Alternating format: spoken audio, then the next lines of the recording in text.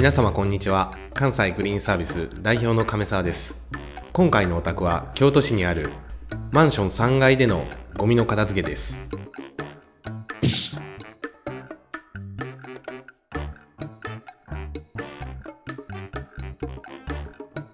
およそ20年前から徐々にこのような状態になったとのことです。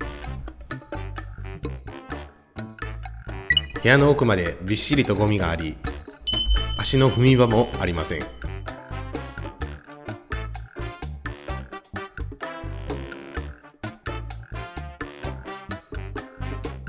洗面所や浴室に至るまで床が見えている部分はほとんどありませんでした。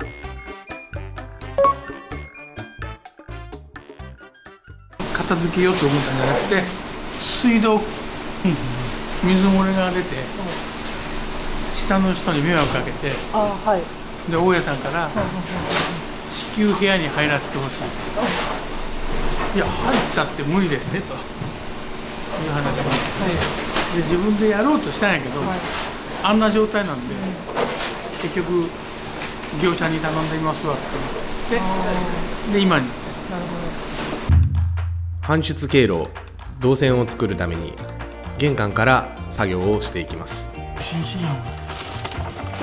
残すものもあるため、依頼主様に確認を取りながら作業していきます。何年前や、フロッピーやで。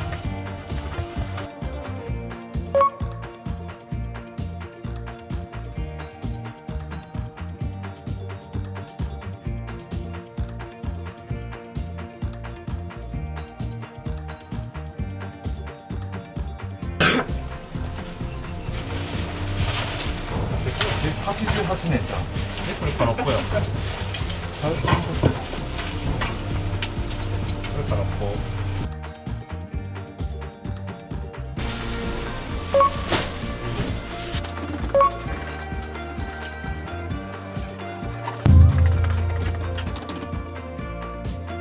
万が一にも危険物の混入がないように最終チェックを経てパッカー車に入れていきます。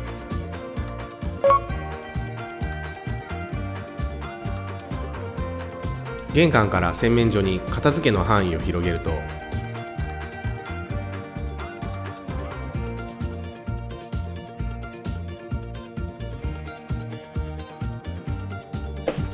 水気を含んだ新聞紙や雑誌が見え、同時に腐った匂いが漂ってきました。おそらくここが水漏れの原因です。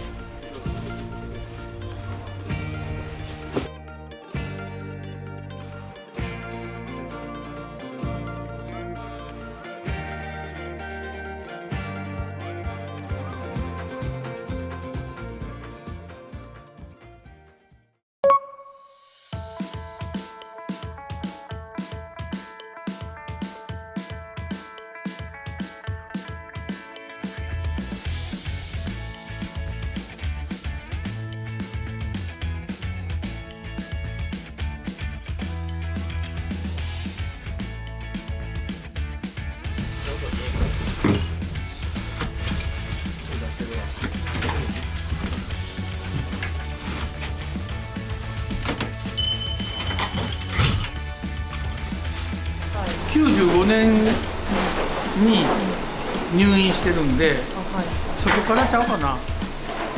きっかけはやっぱりその入院しますでちょっと汚れ始めますみたいなこと